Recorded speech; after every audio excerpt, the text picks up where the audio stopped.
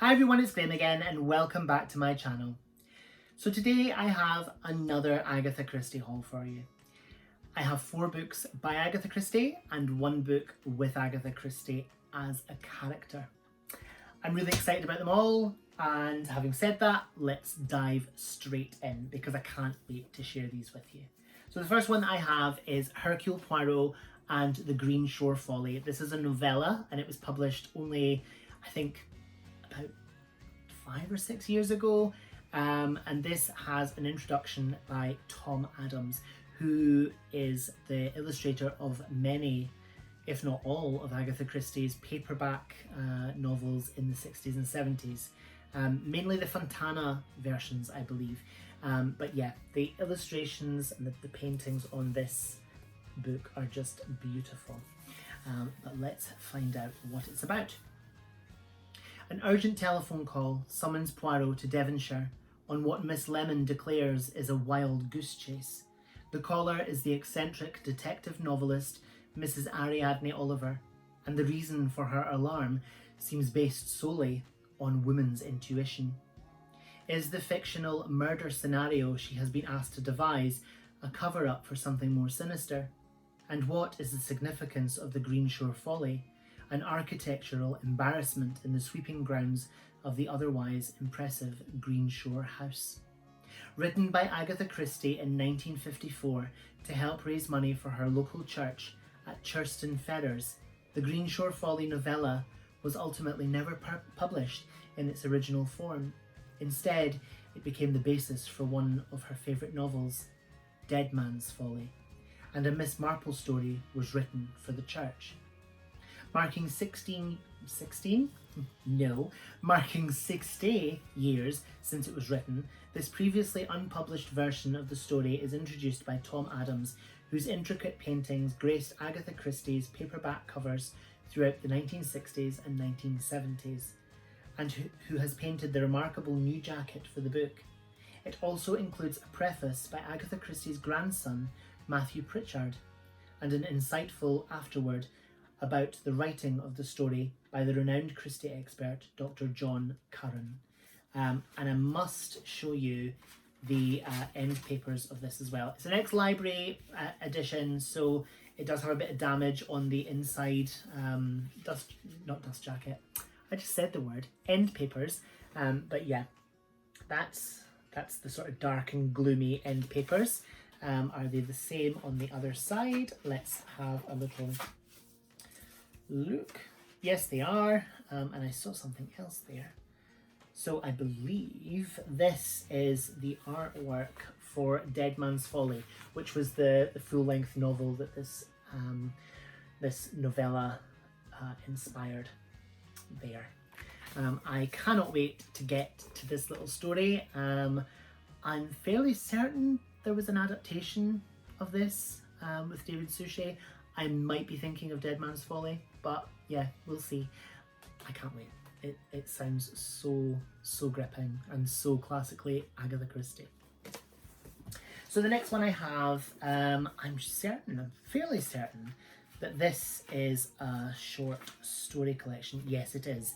So this is Agatha Christie, The Adventure of the Christmas Pudding, and this is a collection of Poirot stories, I think. I'm sure it is. But yeah, there we go. So this is a festive feast of murder and intrigue. 6 stories first collected together by Dame Agatha herself to celebrate one of her favourite times of year. Eccentric millionaires, grand country houses, missing jewels and corpses abound in 5 baffling cases worthy of Hercule Poirot's famous Little Grey Cells, with a final tale featuring Miss Jane Marple. Okay, so mostly Hercule Poirot and one from Miss Marple. So yeah, I'm really excited, and it's gorgeous. And the little berries are blood splatters, so that's always fun. And then next we have another HarperCollins. So this is the HarperCollins edition, and the next one is the same, in the same sort of series. and it is Agatha Christie, The Tuesday Club Murders, and this is Miss Marple's 13 Problems. This is just gorgeous. I think this is one of their most recent publications of Agatha Christie's works, and it's a collection of short stories from Miss Marple. The original weekday murder club. Well, said Joyce, it seems to me we are a pretty representative gathering. How would it be if we formed a club? What is today? Tuesday. We will call it the Tuesday Night Club. It is to meet every week, and each member in turn has to propound a problem, some mystery of which they have personal knowledge, and to which, of course, they know the answer. 2 years before the murder at the vicarage, Agatha Christie first introduced the world to Jane Marple and the stories of murder and intrigue told by each member of the Tuesday Night Club. Time and time again, crimes so wicked they have confounded even Scotland Yard's finest are solved by St Mary Mead's sharpest mind and everyone's favourite armchair detective. And then on the back we have the sort of like a reverse of what's on the front, like a poison bottle here, and then it's been spilled there. I think that's just fabulous. And then next, I'm really excited about this one. This is gorgeous. It's a folio, and it's quite a new folio, quite a recent one. I found this on eBay for quite a reasonable price, and it's just deliciously beautiful, and I cannot wait. It's this guy. This is Crooked House by Agatha Christie, and I mean, just look at that. It is beautiful.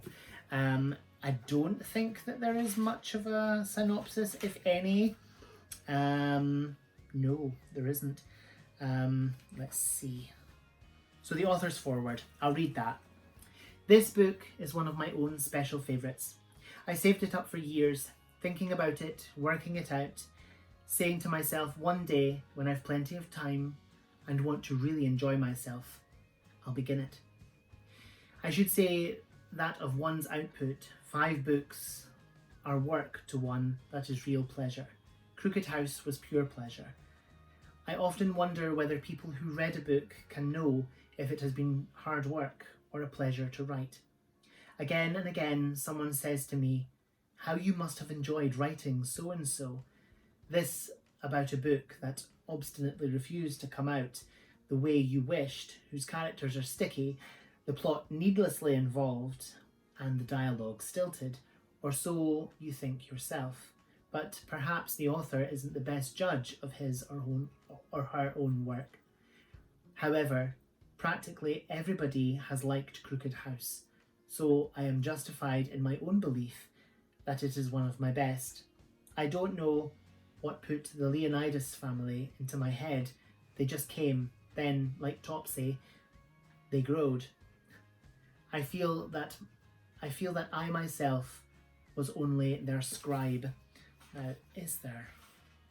There isn't. Okay, so from my knowledge of Crooked House, I believe it's a family of children who were adopted and they didn't have the best kind of, life with their adopted mother. She was very full on, very strict, and yeah, the consequences of that are felt down the years. I think, if I'm correct in remembering, but yeah, I'm so happy to have this book in my collection. It's just gorgeous, and a folio edition book that I'm so covetous, is that a word? Yes, covetous of. I want it, is the folio edition of the I've forgotten, it's my favourite one, The Murder on the Orient Express. Even the thought of it just makes me feel a bit sort of breathless and overexcited, because it is just beautiful. But it was I think it was released in 2014, and it's exorbitant prices online. I think you'd probably need to remortgage a house to be able to afford it, but one can dream. But yeah, Crooked House by Agatha Christie in the folio edition. Beautiful. And then finally, we have the book that has Agatha Christie as a character. And this is The Christie Affair by Nina de Gramont, or Gramont? I'm not sure.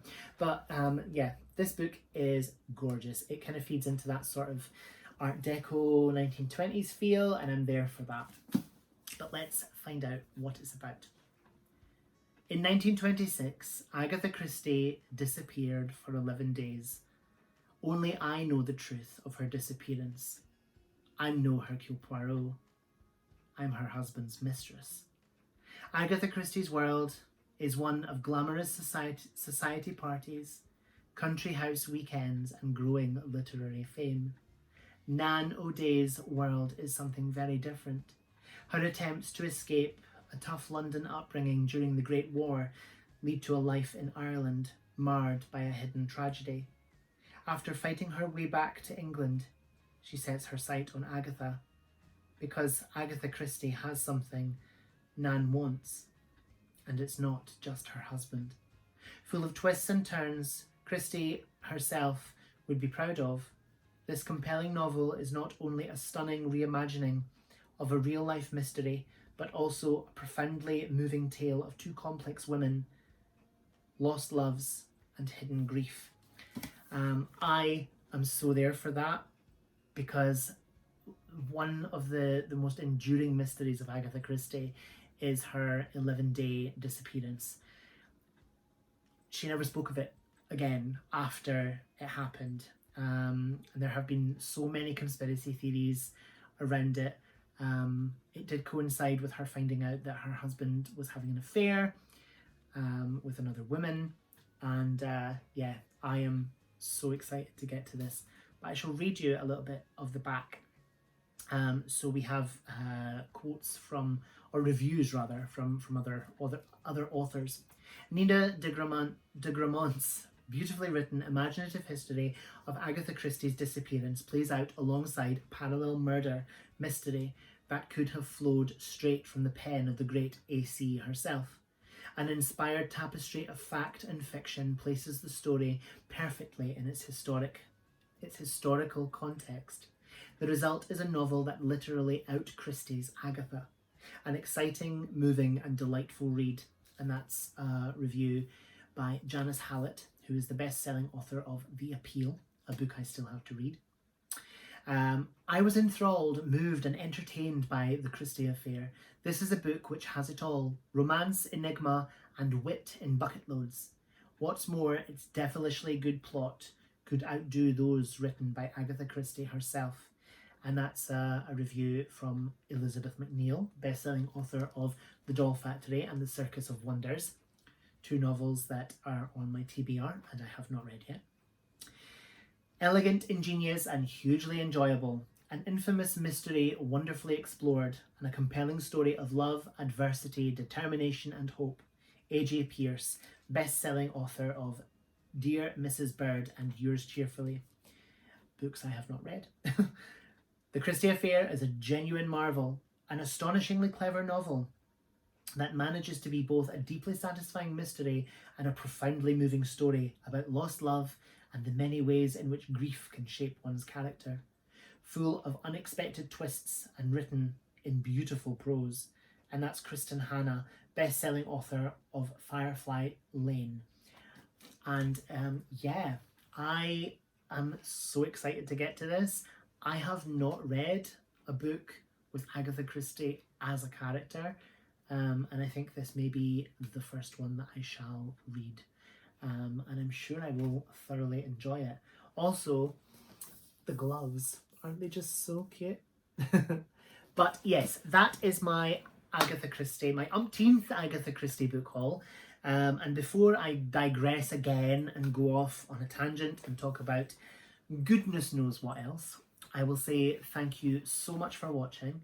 Whatever you're doing, I hope you have so much fun doing it. Whatever you're reading, I hope you love it. Stay fabulous, be amazing, be yourself, stay safe, and I'll see you again soon for another video. Bye-bye.